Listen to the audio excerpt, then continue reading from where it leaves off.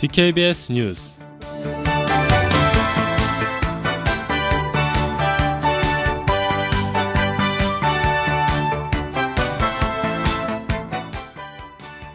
유병헌 전 세모그룹 회장을 검거하기 위한 검찰 체포주가 금수원에 투입됐습니다. 선관위는 6.4 지방선거 공식 선거전 개시일이 본격적으로 시작될 예정이라고 전했습니다.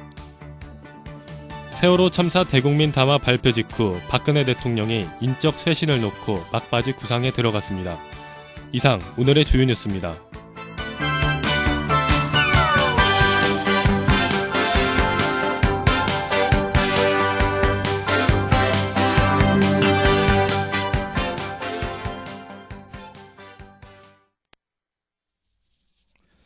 세월호 실소유주 유병헌 전 세모그룹 회장을 검거하기 위한 검찰 체포주가 21일 경기도 안성시 보계면 상삼리 기독교 볶음 침례회 시설 금수원에 투입됐습니다.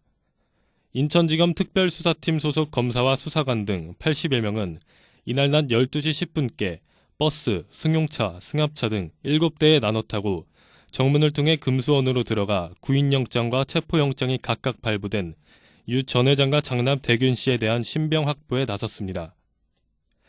검찰은 또 금수원에 대한 압수수색 영장도 집행, 유병헌 일가의 범죄 사실을 입증할 수 있는 증거물을 확보하고 있습니다. 검찰의 강제 진압에 대비해 내부에 바리케이드를 설치한 채 대치해오던 구원파는 오전 금수원 정문 앞에서 검찰 수사에 협조하겠다는 성명을 발표했습니다. 선거관리위원회는 6.4 지방선거 공식 선거전 개시일이 하루 앞으로 다가왔지만 세월호 참사로 흐트러진 민심이 어떻게 표심에 투영될지 불분명하다고 전했습니다.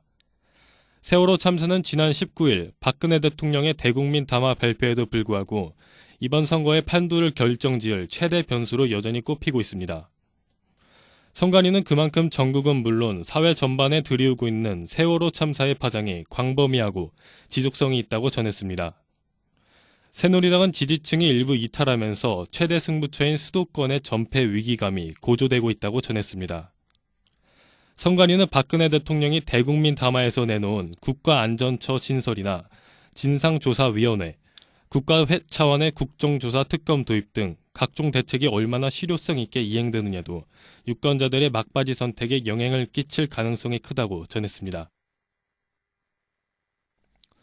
세월호 참사 대국민 담화 발표 직후 아랍에미리트에서 초단기 원전 외교를 펼친 박근혜 대통령이 후임 총리 인선과 개각 등 인적 쇄신을 놓고 막바지 구상에 들어갔습니다. 박근혜 대통령은 이 기간 후임 총리 인선과 개각 청와대 참모진 개평 등 인적 쇄신의 폭과 방향에 대한 최종 결정을 내릴 전망입니다. 발표 시기는 박 대통령이 얼마나 오래 고민을 하느냐에 따라 유동적이지만 정치권에서는 이번 주를 넘기지 않을 것이라는 관측이 우세한 편입니다.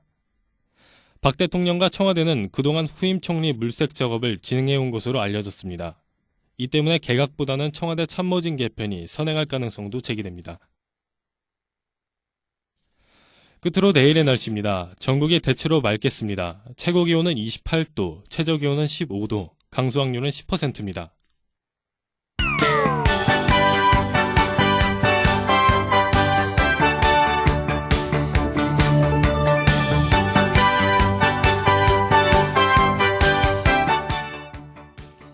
이상으로 DKBS 뉴스를 마치겠습니다. 제작의 DKBS였습니다.